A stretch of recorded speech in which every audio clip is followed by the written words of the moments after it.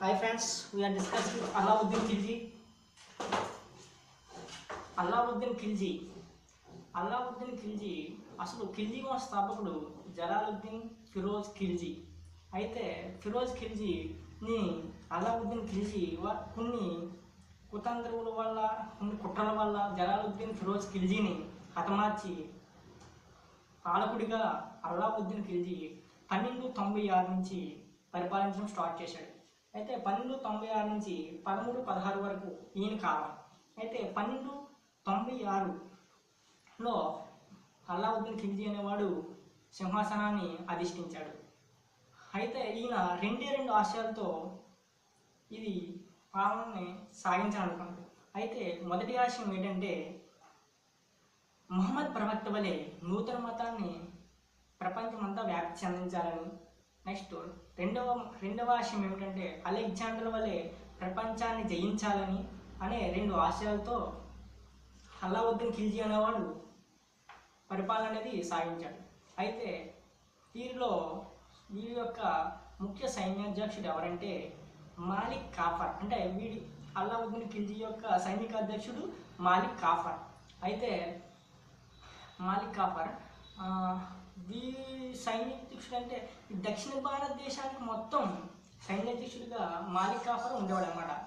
అలావుద్దీన్ ఖిల్జీ 1297లో గుజరాత్పై దండయాత్ర చేసి 1297లో గుజరాత్పై దండయాత్ర చేసి వాఘేల రాజు అయినటువంటి కర్ణదేవుని ఓడించాడు.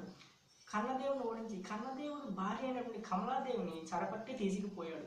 అయితే కర్ణదేవుడు తన కుమార్తె అయిన దేవలాదేవిని తీసుకొని యాదవ రాజు అయినటువంటి రామచంద్రుడు ఆస్థానంలో దేవగిరి పోయి రామచంద్రుడు ఆస్థానంలో ఆశ్రయం పొందాడు. అయితే 1299లో అలావుద్దీన్ ఖిల్జీ రణతంబూర్పై దండయాత్ర చేసి హంబీర దేవుణ్ణి ఓడించాడు. అదేవిధంగా 1301లో చిత్తోడిపై దండయాత్ర చేసి రాణా రతన్ సింగ్ని ఓడించాడు. ఓడించి ఈ యుద్ధం ఎందుకు జరిగిందంటే రాణి పద్మిని గురించి జరిగిందని అంటే అప్పుడు రాణి పద్మిని జహార్ చేసుకొని తానే ప్రాణం తీసుకుంది. అయితే 1306, 1307లో దేవగిరిపై దండయాత్ర చేసి దేవగిరిపై దండయాత్ర చేసి అక్కడ ఉన్నటువంటి రామచంద్రుని ఓడించి అక్కడ ఆశ్రయం పొందుతున్నటువంటి కర్ణదేవుడు కుమార్తె అయినటువంటి దేవలాదేవిని ఉన్నారు కదండి.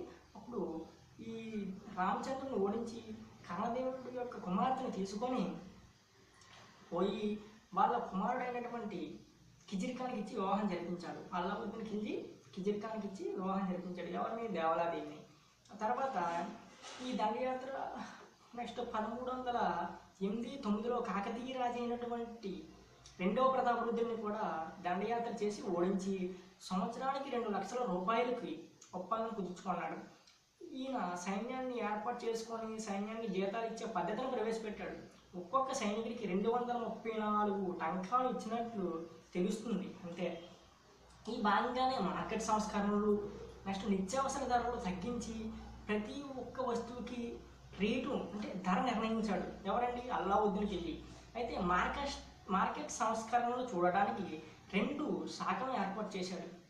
2 శాఖలు అవి ఏంటంటే సహానా ఈ మండి, దివాన్ ఈ రియోసాల్. అంటే మార్కెట్ కోసం సహానా ఈ మండి, శిస్తు కోసం దివాన్ ఈ రియోసాల్ అనే 2 సంస్కరణలు ఏర్పరిచాడు. అలాగే ఈ శిస్తు ఉంది కదండి, వసూలు చేయడానికి దేన్ని వసూలు చేయడానికి అంటే ఈ శిస్తును వసూలు చేయడానికి దివాన్ ఈ మస్తక్ రాజ్ అనే శాఖను ఏర్పాటు చేశాడు. గుర్రాల మార్పిపోయే విధానాన్ని తొలగించడం కోసమని ఈయన ఏం చేశాడంటే గుర్రాలపై ముద్రలు వేసే పద్ధతిని ప్రవేశపెట్టాడు. ఈ ముద్రలు వేసే పద్ధతిని డాగ్ అంటారు. ఏమంటారండి? డాగ్ పద్ధతిని ప్రవేశపెట్టాడు. అదేవిధంగా సైనికుల కోసం హాజరు పట్టి అంటారు కదండి మనం. ఈ హాజరు పట్టిని చహారా చహార్ అనే పేరుతో ప్రవేశపెట్టాడు. నెక్స్ట్ గుజరాత్లో ఎవరిపైన గెలిచాడు? కర్ణదేవుడిపై గెలిచినందుకు గాను ఈయన అలీ దర్వాజాను నిర్మించాడు. అలీ దర్వాజా. అదే బులంద్ దర్వాజా నిర్మించింది అక్బర్. బులంద్ దర్వాజా అక్బర్, అలీ దర్వాజా అల్లావుద్దీన్ ఖిల్జీ. కుతుబ్ మినార్ కుతుబుద్దీన్ ఐబాక్. ఐబాక్ అంటే పూర్తి చేసిన వాడు ఎవడు? ఇల్టుట్మిష్. పూర్తి చేసిన వాడు ఇల్టుట్మిష్ అండి. అయితే ఈయన ఆస్థానంలో ఉంటారు కదండి కవి ఎవరంటే అమీర్ ఖుస్రో. అమీర్ ఖుస్రో భారతదేశపు యొక్క చిలుక అంటారు. అమీర్ ఖుస్రోని భారతదేశపు యొక్క చిలుక అంటారు. భారతదేశపు యొక్క చిలుక అంటారు. నెక్స్ట్ ఈ అమీర్ ఖుస్రో అనేవాడు తబలా సితారాని కనిపెట్టాడండి. ఎవరండి? ఈయన. అయితే ఈయన సైనికులు గుజరాత్ గెలుపు చేశాడు. ఈయన అన్నీ చేశాడు, బాగానే ఉన్నాయి.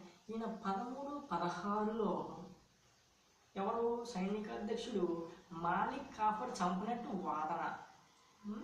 మాలిక్ కాఫర్ చంపినట్టు వాదన ఉంది. నెక్స్ట్ 1316 తర్వాత ముబారక్ ఖిల్జీ. ఈయన 1316 నుంచి 1320 వరకు పరిపాలన సాగించాడు. ఖలీఫా అని ఏకైక, అంటే అతని పేరు పెట్టుకున్న ఏకైక ఢిల్లీ సుల్తాన్ అనమాట. ఖలీఫా అని ప్రకటించుకున్నాడు అనమాట. ఏకైక చక్రవర్తి, ఏకైక సుల్తాన్ ఎవరంటే మన ముబారక్ ఖిల్జీ అండి.